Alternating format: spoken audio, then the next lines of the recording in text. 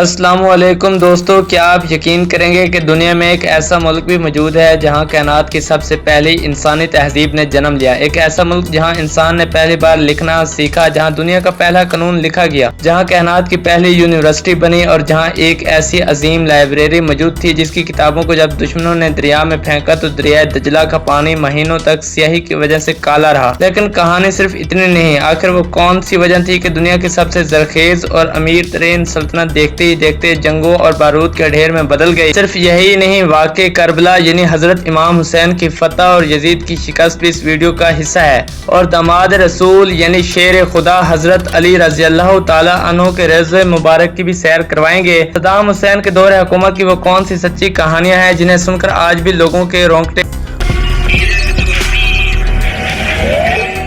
اور سب سے بڑا سوال، کیا دہائیوں کی تباہی، بم دھماکوں اور خوف کے بعد آج کا عراق بین الاقوامی سیاحوں اور زائرین کے لیے محفوظ ہے، یا اب بھی وہاں جانا موت کے منہ میں جانے کے برابر ہے؟ یہاں کے لوگ اتنے مہمان نواز کیوں ہیں کہ مسافروں کو سڑکوں سے زبردستی اپنے گھر لے کر کھانا کھلاتے ہیں اور بستر پر سونے کی دعوت دیتے ہیں؟ عراق کی شادیاں کس روایتی انداز میں ہوتی ہیں؟ یہاں کا لذیذ ترین قومی پکوان مسکوف کیا ہے؟ اور یہاں کی بدلتی ہوئی جدید طرز زندگی، نائٹ کلبز اور شاپنگ مالز کی حقیقت کیا ہے؟ یہاں آج ہم آپ کو سیر کروانے والے ہیں دنیا کی شاندار اور تاریخ سے بھرپور خوبصورت ملک عراق کی۔ لیکن آپ نے چینل کو ابھی تک سبسکرائب نہیں کیا تو سبسکرائب کر لیں۔ جنہوں نے پہلی مرتبہ چینل کو وزٹ کیا ہے ان کو چینل پر خوش آمدید کہتے ہیں۔ ویسے تو عراق کا لفظ مطلب گہرا یا زرخیز زمین لیا جاتا ہے، لیکن کچھ مورخین کا ماننا ہے کہ یہ نام قدیم ترین شہر عرق سے نکلا ہے۔ یہ ملک مشرق وسطی کے بالکل قلب میں واقع ہے۔ اس کے جغرافیے کو دیکھیں تو اس کے شمال میں ترکی، مشرق میں ایران، مغرب میں شام اور اردن، جبکہ جنوب میں سعودی عرب اور کویت موجود ہیں۔ عراق کی پوری تاریخ اور معیشت دو عظیم دریاؤں کے گرد گھومتی ہے جنہیں دجلہ اور فرات بھی کہا جاتا ہے۔ ان دونوں دریاؤں کے درمیانی علاقے کو یونانی زبان میں میسوپوٹیمیا یعنی دو دریاؤں کے درمیان کی زمین کہا جاتا ہے۔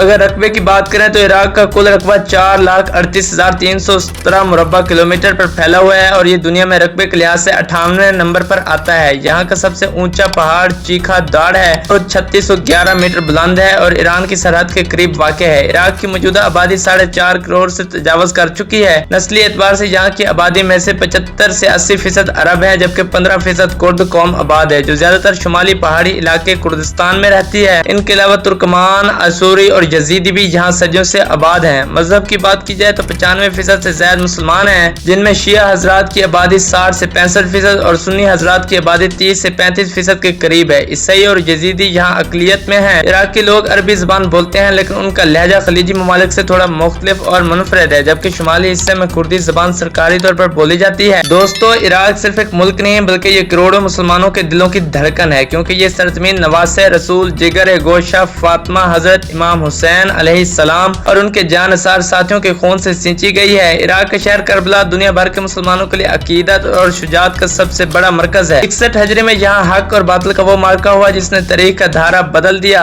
آج امام حسین علیہ السلام اور ان کے بھائی حضرت عباس علیہ السلام کے روضہ مبارک کے سنہری گنبد کربلا کی پہچان ہے۔ یہاں ہر سال اربعین چہلم کے موقع پر دنیا کا سب سے بڑا انسانی اجتماع ہوتا ہے۔ دنیا بھر سے 2.5 کروڑ سے زائد انسان بغیر کسی رنگ، نسل یا ملک کے فرق کیے بغیر نجف سے کربلا تک 80 کلومیٹر کا فاصلہ پیدل چل کر طے کرتے ہیں۔ اس پورے راستے پر عراق کے لوگ زائرین کی جو خدمت کرتے ہیں وہ ناقابل بیان ہے۔ انسانی تاریخ میں کہیں وہ اور نہیں ملتی۔ وہ زائرین کے پاؤں دباتے ہیں، ان کے لیے مفت میڈیکل کیمپ لگاتے ہیں اور اپنے گھروں کے دروازے کھول دیتے ہیں۔ کربلا سے کچھ فاصلے پر نجف اشرف کا تاریخی شہر واقع ہے، جہاں شیر خدا داماد رسول حضرت علی ابن طالب علیہ السلام کا روضہ مبارک ہے۔ نجف علم کا وہ سمندر ہے جہاں دنیا کا سب سے پرانا اور بڑا اسلامی مدرسہ حوزہ علمیہ موجود ہے۔ اس شہر میں وادی اسلام نامی دنیا کا سب سے بڑا قبرستان بھی ہے، جہاں لاکھوں قبریں موجود ہیں اور انبیاء کرام علیہ السلام کے مزارات بھی ہیں۔ ان شہروں کی روحانیت اور یہاں کا سکون ایسا ہے کہ یہاں آنے والا ہر شخص اپنے غم بھول جاتا ہے۔ عراقی حکومت کے لیے یہ شہر مذہبی سیاحت کا سب سے بڑا ذریعہ ہے، جہاں ہر سال لاکھوں زائرین کا رش رہتا ہے۔ دوستو، اب رخ کرتے ہیں عراق کے دل اور دارالحکومت بغداد کی طرف۔ الف لیلا اور ہارون الرشید کی کہانیوں کا یہ شہر کسی دور میں دنیا کا سب سے امیر ترین، ترقی یافتہ اور علم کا مرکز ہوا کرتا تھا۔ اسے مدینہ الاسلام یعنی امن کا شہر بھی کہا جاتا تھا۔ اگرچہ بغداد نے منگولوں کی تباہی سے لے کر امریکی بمباری تک بدترین دور دیکھا،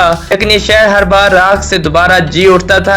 آج کا بغداد ایک بار پھر بدل رہا ہے۔ پرانے زخموں کو پیچھے چھوڑ کر یہاں کی سڑکیں رات کو لیمپس کی روشنی سے جگمگا اٹھتی ہیں۔ اگر آپ بغداد جا رہے ہیں تو دریائے दज्ला के किनारे रात गुजारना और वहाँ का रिवायती मछली का पकवान मज़कूफ खाना कभी ना भूलें, जिसे लकड़ियों की आग पर खास अंदाज में भुना जाता है। ये सुनकर आपके मुंह में अभी पानी आ रहा है, लेकिन कंट्रोल रखें। बगदाद की नई नस्ल अब बहुत मॉडर्न और ओपन माइंडेड हो चुकी है। यहाँ के नौजवानों खास बात यह है कि वो यूरोपीय फैशन को फॉलो करते हैं। लड़कियां जीन्स पहनती हैं और ड्राइविंग से लेकर बड़े कारोबारी अदारों तक मर्दों के शाना बिशाना काम कर रही हैं। शहर में जदीद शॉपिंग मॉल्स, 5 स्टार होटल्स और फैमिली पार्क खुल चुके हैं, जहाँ रात गए तक रौनकें लगी रहती हैं। दोस्तों, अगर अभी तक भी हमारे साथ जुड़े हुए हैं तो कमेंट में अपनी राय का इजहार जरूर करें, ताकि हम आपकी काविशों को सहरा सकें। दोस्तों, इराक की जदीद तारीख का जिक्र सद्दाम हुसैन के बगैर बिल्कुल अधूरा है। सद्दाम हुसैन ने 1979 से लेकर 2003 तक तकरीबन 24 साल इराक पर हुकूमत की। उनका दौर हुकूमत जहाँ एक तरफ इराक को मजबूत फौज, बेहतरीन इंफ्रास्ट्रक्चर और मुफ्त तालीम देने का दौर था, दूसरी तरफ ये दौर खौफ, सख्ती और खूनी जंगों से भरा हुआ था। सद्दाम हुसैन ने ईरान के साथ 8 साल लंबी जंग लड़ी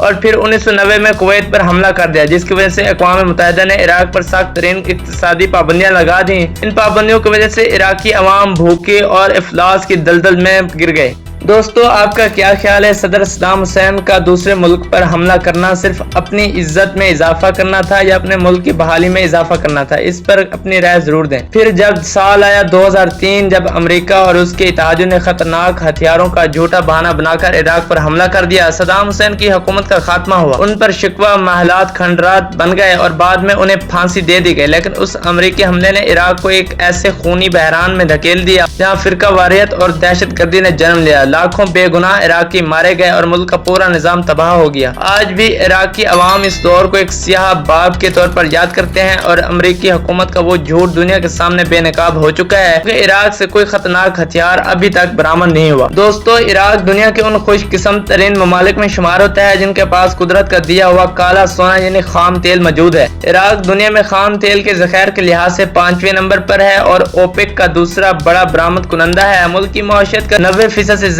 दारोमदार इसी तेल की आमदनी पर है। यही वजह है कि यहाँ पेट्रोल की कीमतें ना होने के बराबर हैं, यानी पेट्रोल यहाँ पानी से भी ज्यादा सस्ता मिल जाता है। इराक की करेंसी को इराकी दिनार कहा जाता है। जंग से पहले ये दुनिया की मजबूत तरीन करेंसियों में शामिल थी, लेकिन अब इसकी कदर कम हो चुकी है। इराक में जिंदगी गुजारना खलीजी ममालिक जैसे दुबई या सऊदी अरब के मुकाबले में काफी सस्ता है। यहाँ मकामी सब्जियां, फल और गोश्त बहुत सस्ते मिलते हैं। इराकी खजूरों की पैदावार में भी दुनिया भर में सबसे ज्यादा मशहूर है। यहाँ की खजूर इतनी मीठा और आला क्वालिटी की होती है कि इसे पूरी दुनिया में एक्सपोर्ट किया जाता है। रोजगार की शरह यहाँ अब हो रही है, लेकिन जंग के असरात की वजह से आप भी तकरीबन 13 से 14% नौजवान बेरोजगार हैं, जिनके लिए हुकूमत नए मंसूबे शुरू कर रही है। दोस्तों, इराकी सकाफत अरब, इस्लामी और कदीम मेसोपोटामियन रिवायात के खूबसूरत मिक्सचर है। यहाँ के लोग जितने जरी और गैरतमंद हैं, दिल के उतने ही नरम हैं। इराकियों की मेहमान नवाजी के कस्बे पूरी दुनिया में मशहूर हैं। अगर आप बगदाद या बसरा की मार्केट में घूम रहे हैं तो दुकानदार अक्सर मुसाफिरों से पैसे लेने से इनकार कर देते हैं और बड़े प्यार से कहते हैं अंत ज़ैफ़ी, यानी आप तो मेरे मेहमान है। यहाँ शादियां एक बहुत बड़ा त्योहार के तौर पर होती हैं, जो कम से कम 3 से 7 दिनों तक चलती रहती हैं। शादी की रात पूरा खानदान रिवायती अरबी रक्स दबका करते हैं और देर तक जश्न मनाया जाता है। इराकियों में चाय और कहवा पीने का जुनून पाया जाता है। ये लोग दिन में कई बार कड़क और तेज मीठी चाय छोटे शीशे के कपों में पीते हैं, जिन्हें अस्तकान कहा जाता है। दोस्तों, आपको एक बात लाजमी माननी पड़ेगी, ये तोहमात और ये वहम तो हर मुल्क में पाया जाता है। हमारे यहाँ रात के वक्त किसी को नमक देना गुर्बत की अलामत समझी जाती है, तो वहीं इराक में किसी को रात के वक्त कैंची देना उधार देना के बराबर समझा जाता है। और अगर घर के बाहर काली बिल्ली रास्ता काट जाए या कोई खाली बाल्टी लेकर सामने आ जाए तो बूढ़े लोग उसे बदशोगनी करार देते हैं। अगर हम इराक के कदीम तारीख की बात ना करें तो ये इस अजीम सरजमीन के साथ नाइंसाफी होगी। इराक के शहर हल्ला के करीब बाबल के वो तारीखी खंडरात मौजूद हैं जहाँ बादशाह बख्त नसर की हुकूमत हुआ करती थी। ये वही शहर है जहाँ दुनिया के 7 अजूबों में शामिल मौलिक बागात हुआ करते थे, जिन्हें बादशाह ने अपनी मलका के लिए बनवाया था। यहाँ का अश्तार गेट अपनी खूबसूरती और नीले रंग के टाइल्स की वजह से दुनिया भर के माहिर आसार कदीमा को हैरान कर देता है। इसके अलावा इराक के जनूब में अर्क का कदीम शहर है, इसके बारे में माना जाता है कि यह हजरत इब्राहिम अलैहिस्सलाम की जाय पैदाइश है। शुमाली इराक में मसूल का तारीखी शहर है, जो अपनी कदीम मसाजिद और ईसाइयों के पुराने चर्चों की वजह से मशहूर है। इराक अब तेजी से अपने तारीखी मकामात को बहाल कर रहा है ताकि दुनिया भर से सियाहों को रागिब किया जा सके। हुकूमत ने अब ई वीजा वीजा और ऑनलाइन अराइवल वीजा की सहूलत भी शुरू कर दी है, जिसकी वजह से अब पूरा यूरोप और एशिया से हजारों ट्रेवल ब्लॉगर्स इराक का रुख कर रहे हैं। अरे भाइयों और बहनों, आपको इराक की तारीख, करबला के मौजज़ात और यहाँ की तर्ज जिंदगी के बारे में ये तफसीली वीडियो कैसी लगी? क्या आप भी कभी इराक जाना चाहेंगे? कमेंट बॉक्स में अपने ख्यालात का इजहार लाजमी कीजिएगा। और अगर आप अभी तक अपने भाई के इस चैनल को सब्सक्राइब नहीं किया तो जल्दी से सब्सक्राइब कर लें और वीडियो को लाइक करें, ताकि ऐसी हर मालूमाती और बड़ी डॉक्यूमेंट्रीज आप तक सबसे पहले पहुंचती रहें। अगली वीडियो तक के लिए अपने भाई को दें इजाजत। उस वक्त तक के लिए अल्लाह हाफिज।